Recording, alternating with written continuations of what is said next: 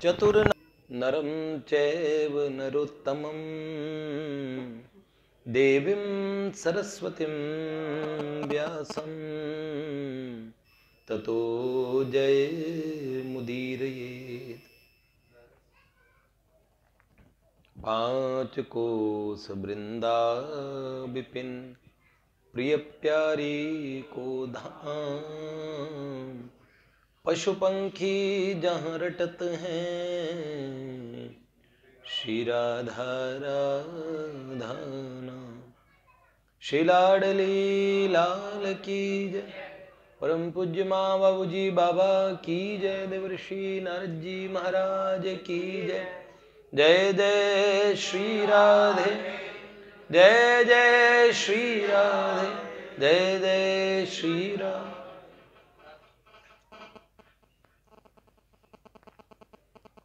कैसे हैं भैया आप लोग? भैया आए परिक्रमा करके, हम सब लोगों की तरफ से भैया ने परिक्रमा दे दी।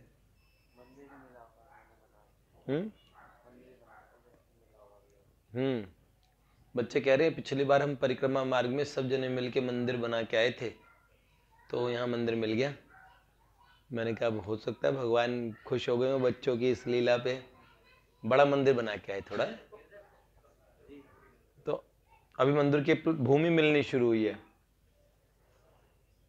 उस प्रोसेस का हिस्सा है। परसों पूज्य बाबा का प्रागट्य दिवस है, तो उस दिन उत्सव है ही मंदिर में, पूरा प्रसाद है, भक्त आएंगे। तिरस्कृत्य अन्य धर्मान पुरस्कृत्य च महोत्सवान। नारद जी महाराज कहते हैं कि मैं महोत्सव करवा करवा के हे भक्ति देवी आपकी स्थापना जन जन गेहे गेहे जने जने मैं करवाऊंगा, और ऐसा ना करूं तो भगवान का भक्त भगवान का दास न कहलाऊं। तो ये नारद जी महाराज की कृपा से उत्सव होते हैं। एक मेरे परम प्रिय भक्त हैं, उन ठाकुर जी के भक्त हैं, मतलब ये दोनों में कोमा थी, मेरे परम प्रिय और भक्त भगवान के। हाँ, तो उन्होंने एक प्रश्न पूछा कि जैसे हम गृहस्थी के अंदर लगते हैं तो उसमें भी बहुत सारे काम होते हैं, एक पूरा लंबा चौड़ा बखेड़ा करना पड़ता है। ऐसे फिर मंदिर बने, मंदिर के पीछे भी फिर वही व्यवस्था करो, मैनेजमेंट करो, फिर उसी में लग जाओ। तो क्या बात है, इससे अच्छा एकांगी और एकांतिक भक्ति और उस तरफ जाना साधक के लिए श्रेष्ठ है कि नहीं है। देखिए, वस्तुतः एकांतिक भक्ति एक साध्य है ही। अब एक निष्ठ एकांतिक ठाकुर जी के भक्त बने, ये सबका साध्य है।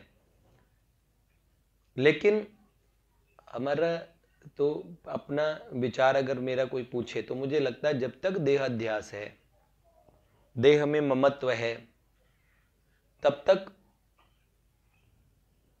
श्री आशीष भैया हमें वहां कह रहे थे हरिद्वार में, दिव्य प्रेम सेवा मिशन वाले जो कोढ़ियों की सेवा करते हैं, उन्होंने कहा गर्भ में आए जब से सेवा ले रहे हैं, इसलिए कुछ न कुछ सेवा करनी पड़ेगी, उसके बिना निस्तार है ही नहीं। महात्मा ने भी सांस ली इस धरती की, ब्रह्म ऋषि ब्रह्म ज्ञानी अगर एकांत सिद्ध हो गया, समाधि में भी बैठे, उसके बाद भी संकल्प करके निकलते हैं जीवों का उद्धार करने के लिए। भगवान भटकाते हैं, दौड़ाते हैं, गृहस्थाश्रमों में ऋषियों तक को भी ठोक देते हैं, जबरदस्ती नियोजित कर देते हैं। देखो भैया, बहुत बड़ी बात है, देहाध्यास है तब तक तो मुझे लगता है घर का प्रपंच करोगे और बहुत प्रपंच करोगे तो थोड़ा प्रपंच ये भी करो, है रोज थोड़ा थोड़ा हरि का भजन कर ले, है। और वो भजन अकेले बन नहीं पा रहा, मन बड़ा खतरनाक है। तस्याहम निग्रहम मन्ये वायुरिव सुदुष्करम प्रमाथि बलवदृढ़म चंचलम ही मनः कृष्ण। है ये बात है। तो इसको ऐसे बल ये एक अकेले भजन करने नहीं देता, भगवान के भजन की तरफ लगने नहीं देता है। सही। ये मन बड़ा चंचल है, कैसे तेरा भजन करूं,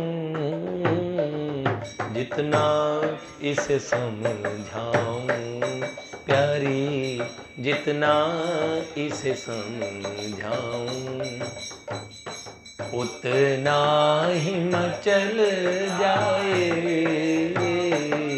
रघुवर तेरे चरणों की। तो एक बात बताओ, ये बात तो मुझे लगती है जब तक ऐसा नई स्थिति बने तब तक समूह में कंटकस्य कंटकेन शोधनम भवति। मन संग करेगा, किसी न किसी का संग करेगा, कोई न कोई वृत्ति का संग करेगा, किसी न किसी चीज का संग। असंग होना बड़ा मुश्किल है। और असंग शस्त्रेण दृढ़ेन छित्वा, भगवान ने कह तो दिया पर असंग मन बनता नहीं है। तो इसलिए एक संग चुन लो। किसी का साथ लेने का अभ्यास है ही, तो जो क्रमशः थोड़े जागृत हैं उनका संग करके उतने लोगों को बटोर लो। कुछ न कुछ ये मन भूत समान है, दौड़े दांत पसार, बांस गाठ उतरे चढ़ी और सब बल जात बिसार, ऐसे ही है। एक भूत पीछे लग गया था, वो बताया था ना हमने। वो कहते अगर काम बोलो, काम पूरा करके आओ, अगर काम नहीं बोला तो तुम्हारी मुंडी मरोड़ दूंगा। अब उसको बड़ा भय लगने लगा। वो कहता खेत में पानी दे के तुरंत दे के आ गया। हाँ बोलो, नया काम बोलो। तो उन्होंने बोला कुएं से पानी लेके आओ, पानी लेके आ गया। अच्छा वो काम बोलो। उन्होंने मिठाई बनाओ, बना दिया, काम बोलो। उसे क्या करना था? प्रेत तो छू मंतर करके सब काम कर रहा था। अंत में उन्होंने एक बड़े बूढ़े को के पास भागा गया, बोले ऐसी समस्या है। बाबा ने कहा कोई बात नहीं, बम्बू लगा दो घर में, बांस रोप दो बल्ली, और उस प्रेत को बोलो देखो तुम्हें आदेश चाहिए कोई नहीं, तो एक काम बताता हूं, जब तक मैं नया आदेश न दे दूं तब तक इस बल्ली पे उतरो चढ़ो, उतरो चढ़ो, उतरो चढ़ो, उतरो चढ़ो। भूत का भूतपना निकल गया, भूतापा चढ़ गया है, उसका सारा भूत का भूत बना दिया। उसने कहा ये तो मेरा भी बाप निकला। तो कोई ना कोई ताऊ की सलाह मान के है और अपने इस मन को किसी काम में नियोजित करना है। और बहुत अच्छी बात है, उसमें सत्कर्म है, भक्ति है, आचार्यों के अनुशासन में रहने की, और जितनी भी, और मुझे लगता है जितनी पद्धतियां हैं ये सारी, ये जीव को अनुशासित करने के लिए, मन को क्रमशः उच्च स्थिति में उनका आरोहण हो, इसके लिए और भगवान द्वारा प्रदत्त ये व्यवस्थाएं हैं। ठीक है। अच्छा, क्या सुना रहे थे महाभारत में? महाभारत में प्रसंग भी सुनाना था, बड़ा सुंदर प्रसंग था, मेरे याद आ गया। हाँ याद आ गया। हाँ बहुत बहुत धन्यवाद। पहले मैं उसको कंप्लीट कर दूं। पितामह भीष्म को भले भगवत धाम भेज दूं। पूछा भीष्म जी ने, भीष्म जी से युधिष्ठिर महाराज ने पूछा किमेकम देवतम लोके किम वाप्यकम परायणम स्तुवन्तः कम कमर्चन्त प्राप्नुर्मानवा शुभम को धर्म सर्वधर्माणाम भवतः परमो मतः। सबसे परम धर्म बताइए, वो परम देवता बताओ। परमम यो महत तेज, परमम यो महत तप, परमम यो महत ब्रह्मम, परमम यह परायणम पवित्राम पवित्रम यो मंगलानाम च मंगलम, देवतम देवतानाम च भूतानाम यो अव्यय पिता, इतः सर्वाणि भूतानि। है ऐसे भगवान के विषय में कुछ बताएं। भीष्म जी ने बड़ा सुंदर उपदेश दिया। उपदेश देने के बाद में भगवान की स्तुति की है। भीष्म स्तुति बड़ी सुंदर है। मेरे अब कुछ भी ध्यान में नहीं रहता, मैं तो यही सोच रहा हूँ, कुछ याद आ जाता तो बोल देता हूँ, नहीं आता तो भूल जाता हूँ। तो बस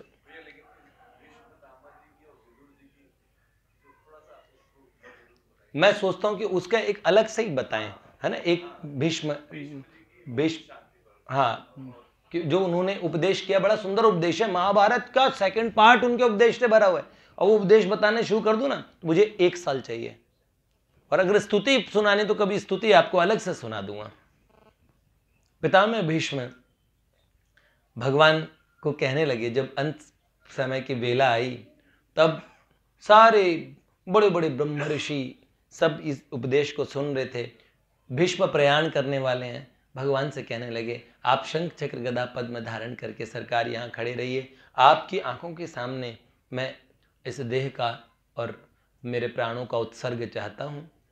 ऐसा भीष्म जी ने भगवान को देखते हुए भगवान की स्तुति करनी शुरू कर दी और वो स्वरूप का ध्यान किया है। वापट पीत की फहरान, वो पीतांबर फहरा रहा था जिस समय भगवान भीष्म को काबू करने के लिए निकले। कौन से? मानो सिंह शैल से निकस्यों, मानो सिंह शैल से निकस्यों, महामत गज जान, महामत गज जान, पीत की फहरान वापट पीत की। जब भीष्म प्रतिज्ञा करके निकले थे, आज जो हरि हूं न शस्त्र गाऊं, तो लाजू गंगा जननी को शांतनु सुत न कहाऊं। अगर आज भगवान को शस्त्र नहीं धारण कराया और इतना भयानक युद्ध किया, भगवान दौड़े जैसे मानो सिंह शैल से निकलो। जैसे बब्बर शेर निकलता है ना, कोई गजराज बिगड़ जाता है, हाथी बिगड़ जाता है, तो सिंह कहते जरा देखो कहाँ है वो हाथी। ऐसे ही मानो सिंह शैल से निकस्यो महामत गज जान। उस समय भगवान दौड़े तो पीतांबर फहराया और भगवान का मुकुट उतर चुका था, घुंघराली अलकावलियां, और उसमें जो रेत युद्ध में वो भगवान के उसमें धूल के कण फंसे हुए हैं। और उस समय भगवान ने रथ रथंग पाणी रक्षोभ है, भगवान ने रथ के चक्के को उठाया है।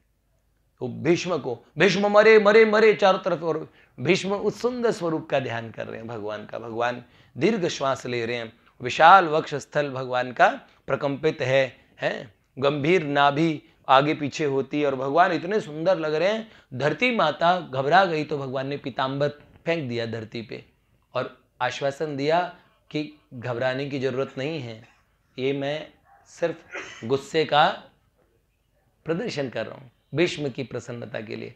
भीष्म ने कहा आओ नाथ, हैं अब मेरा कल्याण करो, मैं मृत्युंजय इसी दिन के लिए तो बना था, आप कहो तो मैं मर जाऊं। और वैसे ही मैं मर गया आपके इतने सुंदर स्वरूप को देख के। तो भीष्म पिता में भगवान का ध्यान करते हुए और भीष्म ने प्राणोत्सर्ग किया, दिव्य प्रकाश छा गया, देवताओं ने इतनी सुमन वर्षा की, धर्मराज युधिष्ठिर विलाप करने लगे, भगवान के नेत्रों से अश्रुपात हुआ और कपोल पे आंसू आने लगे। भीष्म के लिए भगवान ने कहा, भगवान को याद आई, भीष्म ने कहा मेरा आपके सिवा कौन है और जीव मात्र का आपके सिवा कौन है, मैंने कोई पुत्र को जन्म नहीं दिया।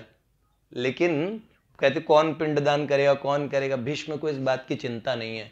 भीष्म का सारी और जितनी भी और जाने के बाद की जितनी भी क्रियाएं हैं, जितने भी श्राद्ध कर्म इत्यादि जितने भी सब क्रियाएं हैं, सब भगवान ने संपन्न करवाई और भीष्म को जलांजलि दी। और आज भी पूरी दुनिया अपने माँ बाप का किसी का भी श्राद्ध करेगा ना, पहले भीष्म दादा को श्राद्ध का जलांजलि देगा। भीष्म पिता में भीष्म का और श्राद्ध किए बिना किसी का श्राद्ध पूरा नहीं मनाया था। इसलिए धरती का बच्चा बच्चा उनका जो लोग यूं कहते हैं ना, अगर हमारे बच्चे की शादी नहीं होगी ना तो फिर क्या होगा, अरे तेरी बहू नहीं आएगी तो तेरे आगे कौन करेगा, फलाना ढिमकना, से लोगों के मन में बहुत भय होता है। तो अरे आगे तुम तारण नहीं होगा। मेरे को बहुत इन प्रश्नों का उत्तर देना पड़ा है ना, इसलिए मेरे को खूब पता है। सारी दुनिया में एक भय बैठा है कि अगर आगे संतान और आगे नहीं हुआ तो कौन करेगा। देखिए मैंने कहा गृहस्थों का बेशक कोई करने वाला या ना हो, 12-12 बच्चे जन्म के और भी एक भी ना करने वाला मिला, ऐसा भी हुआ है। लेकिन भक्तों का ऐसा संसार में कोई भक्त ऐसे नहीं हुए जिनके पीछे लोग चाहते हैं एक रोटी जीम लो। महात्माओं के अंत समय तक भी सेवा करने के लिए भगवान व्यवस्था करते हैं, जहां कोई नहीं होता वहां भगवान व्यवस्था करते हैं। अरे यो सो विश्वम्भरो देवो स भक्ता नाम किम उपेक्षते, जिन भगवान का नाम विश्वम्भर है वो भक्त की उपेक्षा करेगा, होता ही नहीं है। 100% सच्ची बात बता रहा हूं। मुझे बताया, मुझे जब से मैंने अपनी जेब की खबर रखना बंद किया, सबकी जेबें मेरी हो गई। और जब से मुझे ऐसे चाहो कि भाई पहले ही बहुत सारा, अब मुझे भूख 2 रोटी की लगती है, लेकिन लोग सोचते हैं कि हमारे से भी मैं कुछ बना के लाऊं तो भैया कुछ खा ले हैं, तब मैं सोचता हूँ भैया कमाल की बात है। ये सही बात बताता हूँ कि भगवान के आश्रित होने का सबसे बड़ी चीज़ ये है कि कौन रोटी बना के देगा। ये टेंशन संसार के लोगों में रहती ही है, ठीक है, लेकिन अब संसारी क्यों, अब भगवान के बन गए उसके बाद में इस चीज़ के प्रति घबराना मुझे लगता है ये आवश्यक अनावश्यक है। वैसे जीव का स्वभाव है, कोई भी टेंशन कोई भी बात को लेकर ऐसे रहता है। भीष्म दादा की गंगा मैया प्रकट होकर रोई हैं भीष्म के लिए। भगवान ने कहा देवी आप रोए ना।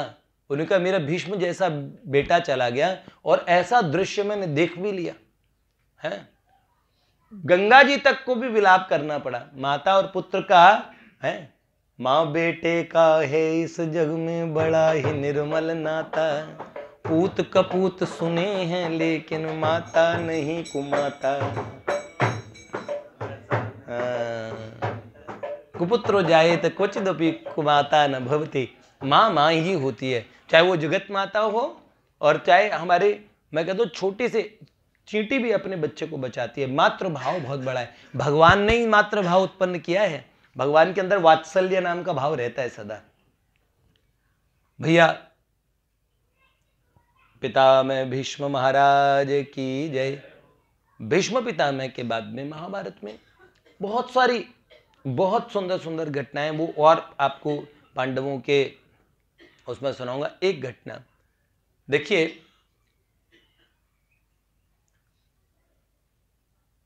धर्मराज युधिष्ठिर, उनके मन में दुख था। व्यास जी पधारे हुए थे, प्रश्न पूछने लगे कि मेरे पाप किस तरह समाप्त होंगे। भगवान ने कहा यूं तो आपको कोई पाप नहीं लगा, लेकिन एक राजा को अश्वमेध यज्ञ करना चाहिए। तो धर्मराज कहने लगे क्या अश्वमेध यज्ञ करूं, किसको जीतूं? जो जवान जवान लड़के थे वो भी सब युद्ध में आके मर गए।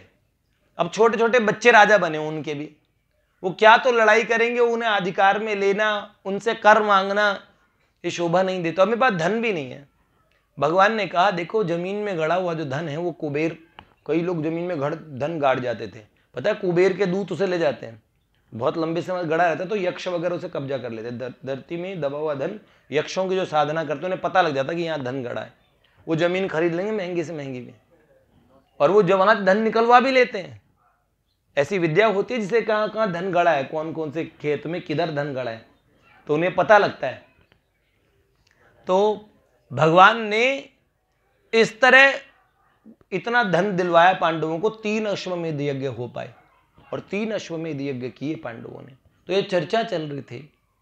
उसी समय कुंती बुआ एकदम रोते हुए आई कि वासुदेव दौड़ो, द्वारकाधीश रक्षा करो भक्तवत्सल। उन्होंने कहा कि देखो जिस उत्तरा को और अश्वत्थामा ने ब्रह्मास्त्र उसके गर्भ पे चलाया कि पांडवों का अंतिम बीज पे ये ब्रह्मास्त्र चलाता हूं, तब आपने कहा था अश्वत्थामा इस उत्तरा की रक्षा मैं करूंगा, उत्तरा के गर्भ की रक्षा मैं करूंगा। पर आज प्रभु ऐसा लगता है वो ब्रह्म शिरास्त्र काम कर गया, क्योंकि थोड़ी देर पहले तक मंगल वाद्य बज रहे थे, सूतिका ग्रह से शुभ समाचार आना था। बालक पैदा हुआ, पैदा होते ही और वो मृत मिला, तो उन्होंने कहा प्रभु वो उसको मृत बालक हुआ है। उन्होंने कहा उत्तरा कुछ नहीं कहती, बार बार अभिमन्यु की यही बात दोहराती है कि पुत्र उठ जाओ, और तुम्हारे पिता कहा करते थे कि मेरे मामा के घर में जाके ये जो बच्चा है ये प्रद्युम्न जी से धनुर्वेद सीखेगा। तो उन्होंने कहा अब वो बात सत्य होगी कि नहीं होगी? द्वारकाधीश जी का वचन कैसे झूठा हो सकता है? भगवान जनार्दन के वचन को सत्य करने के लिए उठ जाओ। बार बार उत्तरा रो रही है, बावली हो रखी है, उन्होंने बोला मैं अपना पूरा परिवार खो चुकी हूँ। कुंती मैया बहुत रोई। उन्होंने कहा अब हमारे वंश में कोई पिंड देने वाला भी नहीं बचा है।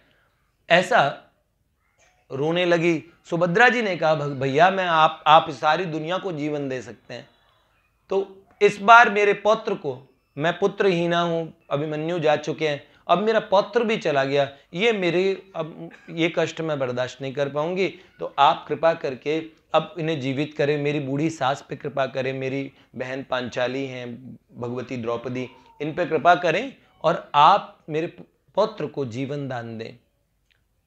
भगवान ने अपनी बुआ से कहा बुआ शांत हो जाओ और सूतिका गृह में चलो जहां बच्चे का जन्म हुआ।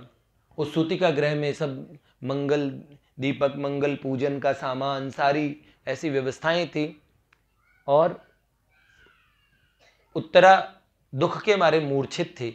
भगवान ने प्रवेश किया। कुंती मैया आगे दौड़ के गई, उत्तरा से कहा आपके ससुर के समान, ससुर ही लगे भगवान, मामा ससुर हो गए ना, तो आपके ससुर के समान, और भगवान मधुसूदन सूतिका गृह में आए हैं, बेटा इनको प्रणाम करो। तो मस्तक पे और पल्लू करके और उत्तरा ने प्रणाम किया और भगवान से कहा कि प्रभु मेरे को आज्ञा दें कि मैं अपने पति के पास चले जाऊं, क्योंकि उत्तरा का अब रहने का कोई कारण है नहीं। तो भगवान ने कहा नहीं उत्तरा तुम्हें रहना है। बोले किस लिए प्रभु? उन्होंने बोला अपने पुत्र के पालन पोषण के लिए। तो उन्होंने कहा पुत्र तो है ही नहीं प्रभु, है। और अपने बच्चों को कहने लगी देखो भगवान जनार्दन खड़े हैं, पुत्र ऐसे उपेक्षा मत करो, इनको प्रणाम करो, ऐसे कहने लगी।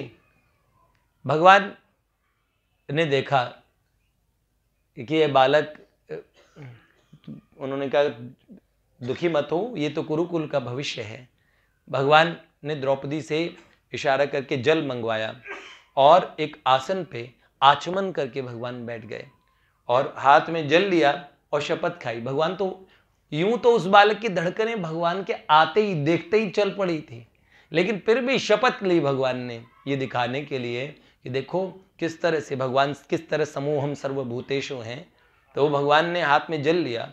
उन्होंने कहा यदि मेरी धर्म और ब्राह्मणों में वास्तविक प्रीति हो, मैं धर्म से प्रीति करता हूं और ब्राह्मणों से सच में प्रेम करता हूं, एक बात, और मैंने पांडु के पुत्र और धृतराष्ट्र के पुत्रों में कभी भेद न माना हो, मेरे लिए दोनों समान हो, और यदि मैंने कंस और जरासंध इत्यादि का धर्म पूर्वक वध किया हो, और यदि मेरा शत्रुओं से भी प्रेम हो, और यदि मैं सदा सत्य में प्रतिष्ठित हूं, तो ये बालक जीवित हो जाए। ऐसे कह के भगवान ने जल दिया। बच्चे ने आंख खोल के उआ उआ करके रोना शुरू किया। प्रसन्न आकाशवाणी हुई, जनार्दन द्वारिकाधीश आप धन्य हैं, धन्य हैं, आपका सत्य धन्य है, आपकी समता धन्य है। ओहो हो, तभी भगवान के शत्रुओं से भी अगर मैं प्रेम करता हूं तो मतलब कोई भी शत्रु भगवान का शत्रु है ही नहीं कोई। तो भगवान ने कहा देखो इस बालक, भगवान ने गोद में उठाया, बच्चा रोता हुआ एकदम चुप हो गया, भगवान को टुकुर टुकुर देखने लगा आंख खोल के। यही वो सुंदर पुरुष है जो गर्भ में गदा घुमाता था, उसको ही देखता है। बच्चा पहचान गया। देखो जन्म लेते ही भगवत दर्शन। भगवान ने गोद में उठाया, पुत्र तू नाम करेगा कुरुवंश का। माताएं हजारों लाखों पुत्रों को भी पैदा उत्पन्न कर दे, पर तेरे जैसी गौरवशालिनी मां एक पुत्र को पैदा करके भी ऐसी यश भागनी बनेगी। तू समस्त पांडु वंश का, तू पुरुवंश का गौरव है। भगवान ने इतने आशीर्वाद दिए। देखो कितना सौभाग्यशाली, जन्म लेते ही भगवत दर्शन। ये पूर्व के पूर्वजों का पुण्य है। भगवान ने गोद में लिया और गोद में बच्चे को कहा देख समस्त तेरा नाम मैं बिना मुहूर्त के रख देता हूं। भगवान ने कहा पूरे परिक्षय होने के बाद, पूरे वंश का परिक्षय होने के बाद, कुरुवंश के समाप्त होने के बाद में तू उत्पन्न हुआ, इसलिए तेरा नाम परीक्षित होगा।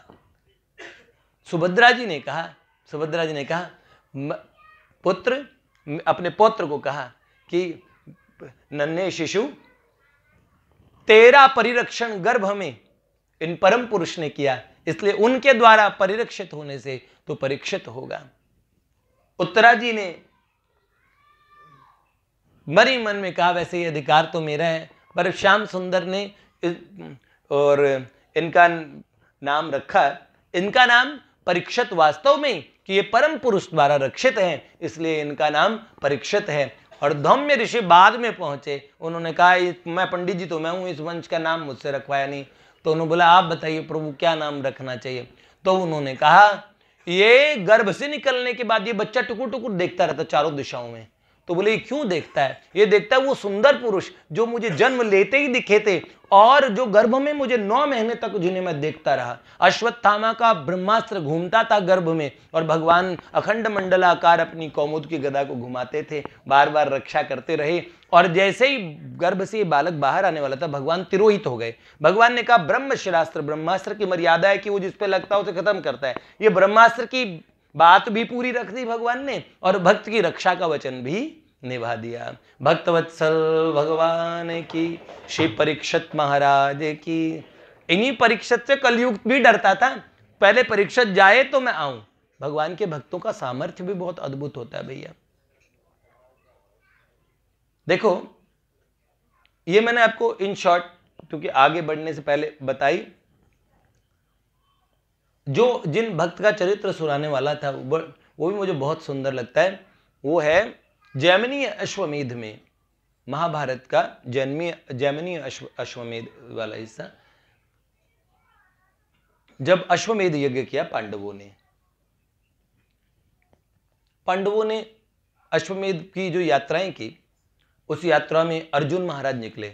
भगवान ने अपने बेटे प्रद्युम्न को साथ भेजा। इस बार भगवान सारथी बन के गए नहीं थे, सात्विकी गया, कृतवर्मा गया और सब महायोद्धा चल पड़े। कर्ण का बेटा 5 पांडवों का बड़ा लाडला था जिसका नाम वृषकेतु, अपने पुत्रों से भी ज्यादा वो बालक बचा पांडव वंश में। तो बाकी पांडवों को तो सभी पुत्र मारे गए, तो कर्ण का बेटा बचा था वृषकेतु। ये सब लोग साथ में गए और अलग अलग दिशाओं में जहां जहां गए, कई योद्धाओं ने जो बैर मान के, जिन्होंने रंजिश मान ली थी, वो संशप्तक योद्धा, उन्होंने युद्ध किया। त्रिगर्त देश के राजाओं ने युद्ध किया। भगदत्त का बेटा वज्रदत्त आके लड़ा, पराजित होके गया। सिंधु देश में, सिंध में, पाकिस्तान के साइड में जब गए तो जयद्रथ का राज था। तो जयद्रथ कौरवों की बहन थी दुश्शला एक बहन थी, और पांडवों की भी एक ही यही बहन थी। तो पांडव भी उसे अपनी बहन, सगी बहन की तरह मानते थे। जयद्रथ का बेटा सूरथ राजा था। तो वो उसे पता लगा ना 10 अक्षौहिणी सेना में जिस अर्जुन ने मेरे पिता का सर काट दिया, तो अर्जुन के नाम से भय बैठ गया। कई लोगों में खौफ बैठ जाता ना, तो अर्जुन अर्जुन करके डरा रहता था हमेशा। उसको बड़ी बड़ी टेंशन रहती थी। रात को सपनों में भी अर्जुन आते थे, तो उसको ऐसा लगता है कि किसी दिन अर्जुन मुझे भी मार डालेंगे। अब अर्जुन का अश्वमेध यज्ञ का जब सिंधु देश की तरफ सेना आई, तो जैसे उसे पता लगा उसको अटैक पड़ गया और वो वहीं मर गया सिंहासन पे बैठे बैठे, भय से। बहन का बेटा। तो अर्जुन महाराज तो लड़ने भी नहीं आए थे, अपने बेटे के बेटे को, पोते को लेके, और दौड़ी हुई दुश्शला आई। उन्होंने कहा भैया मेरे घर में तो आप अब इस बच्चे को अपना ही बालक मान के और अपने पौत्र के समान इसकी रक्षा करो। ना तो मेरे पति देव रहे, मैं आपकी बहन हूँ, और आपका भांजा भी, और भय के मारे उसने प्राण त्याग दिया। अर्जुन को बड़ा दुख हुआ। उन्होंने उसकी क्रिया वगैरह कराई, उस बच्चे को राज्य सिंहासन। उन्होंने कहा तू हमारे भांजे का ही बेटा है, हमारे लिए तो और बहुत लाडला है, तू इसको राज्य के तुमसे हमें कर लेना नहीं था और लड़ना भी नहीं था। और अर्जुन महाराज ने कई यात्राएं करके सब जगह से, लेकिन उसी बीच में भगवान के भक्तों का एक छोटा सा साम्राज्य हिमाचल के अंदर में, इतनी ऊंचाई पे चंपा नाम की जगह है। उस चंपा इतनी ऊंचाई पे कोई राजा लड़ने ही नहीं जाता था। छोटा सा राज्य था, ना तो वो पहाड़ी लोग नीचे उतर के आते थे और ना उन पहाड़ियों के पास कोई ऊपर जाता था। कौन लड़े इतने छोटे से, क्योंकि बड़े राजाओं से टक्कर लेना इज्जत की बात मानी जाती थी। छोटे राजाओं को कभी कभार बड़े बड़े राजा यार यज्ञों में छोड़ भी देते थे। तो ये चंपा नामक जो राज्य था, राजा हंसध्वज का राज्य, और ये जो राजा हंसध्वज थे ना, ये इनके राज्य की पूरे राज्य में इनका नियम था, सब लोग कि मेरे राज्य में वही रहे जो कृष्ण नाम का जप करे। तो सब जने माला जपते थे, योद्धा भी, राजा के बच्चे भी, रानियां भी। उन्होंने कहा दूसरा, मेरे राज्य में वो रहे जो कामी ना हो। एक पत्नी रखो, अपनी पत्नी बस, 2-3 पत्नियां किसी को भी अलाउड नहीं। तो राजा ने कहा सब एक पत्नी व्रती, मतलब मन से भी किसी दूसरी स्त्री का चिंतन ना करने वाले। दूसरी बात। तीसरा उन्होंने कहा एकादशी व्रत करने वाले। एकादशी का व्रत नहीं करेंगे दंड भागी। कोई दूसरे जगह से नौकरी करने आता था तो राजा साहब कहते थे देखो, एक पत्नी के प्रति निष्ठावान रहोगे, भगवान का नाम जपोगे, तो वहां स्त्री बच्चे सब लोग सत्संग की वार्ता करते थे सब लोग, और बड़े वीर थे। राजा को ये पता था कि भगवान के तो एक एक छोटे उम्र के जैसे थोड़े से बड़े लड़के होते थे क्षत्रियों में, उनको और युद्ध करना। तो वैश्य ब्राह्मण थे, अपने ब्राह्मण धर्म में पूरी तरह स्थित थे।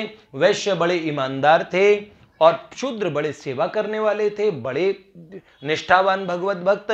और क्षत्रिय राजपूत योद्धा जितने भी थे सब जुझारू और मृत्यु के नाम से न भयभीत होने वाले, ऐसे भगवान के भक्त योद्धा सारे के सारे थे। उन राजा हंसध्वज के मन में आया, पूरा जीवन बीत गया, भगवान का धराधाम पे अवतार हो चुका है, महाभारत युद्ध में हमें दोनों ने ही नहीं बुलाया, कैसे ही भगवान, अब मैं क्या करूं। राजा अगर अकेले अकेले भगवान के दर्शन प्राप्त कर ले, सारे मेरे पीछे लगे हुए, मैं इन सबको साथ दर्शन कराऊं तो बात है। ऐसा करके हंसध्वज जी ने प्रतिज्ञा की कि भगवान से प्रार्थना करने लगे कि प्रभु ऐसा कुछ बानक बने जो हमारे राज्य में ही आप आ जाओ। और उनकी भगवान ने सुन ली। यज्ञ का घोड़ा चलता हुआ चंपा की तरफ चढ़ने लगा और वहां वो घोड़ा आया, हंसध्वज को समाचार मिला, अर्जुन वगैरह सब पीछे आए। राजा हंसध्वज ने बैठे बैठे प्लानिंग सोच ली कि ये घोड़ा पकड़ लेंगे, सरकार ऐसे तो आएंगे नहीं। उन्होंने बोला आज सारे पहाड़ी ऐसे लड़ेंगे कि अर्जुन को जब खतरे में पड़ता है ना अर्जुन, तब भगवान जरूर पहुंचते हैं। जब पार्थ को खतरा पहुंचता है तो सारथी जरूर आते हैं, पार्थ सारथी पहुंच जाते हैं वहां पे। तो हम अर्जुन को इतना तंग कर देंगे, समर भूमि में लिटा डालेंगे। और अर्जुन जिसके नाम से सब डरते थे, बड़े बड़े योद्धाओं को, उसे ये इनके पास तो बड़े बड़े अस्त्र शस्त्र भी नहीं थे, ये कैसे इन्हें पराजित करेंगे, उन्होंने ये सोचा नहीं। पर भगवान के बल पे राजा हंसध्वज ने घोषणा कर दी घोड़ा पकड़ लो। और घोड़ा पकड़ लिया गया। अर्जुन ने ढूंढवाया आसपास, कोई बड़ा या राज्य तो है नहीं, कोई बड़े योद्धाओं की कोई जगह नहीं है, किसने पकड़ा। और बाद में पता लगा राजा हंसध्वज ने इस घोड़े को पकड़वाया है। और पार्थ ने ये घोषणा भी कर दी अपनी खैरियत चाहते हो, छोटा सा राज्य है, खुशी खुशी रहो, हम तुमसे कर भी नहीं मांग रहे। उन्होंने कहा पर हम छोड़ नहीं रहे ना, हम चाहते हैं लड़ो, कर लो हमसे, हम देंगे ना, हम घोड़ा नहीं देंगे। तो उन्होंने ले जाओ। अब दोनों तरफ सेना तैयार, इतनी भीषण सेना लेके पार्थ आए। 1 लाख सिपाही थे इनके पास में, 1 लाख घुड़सवार थे हैं, और 1 लाख रथ थे, 3 लाख की इनकी टोटल सेना थी।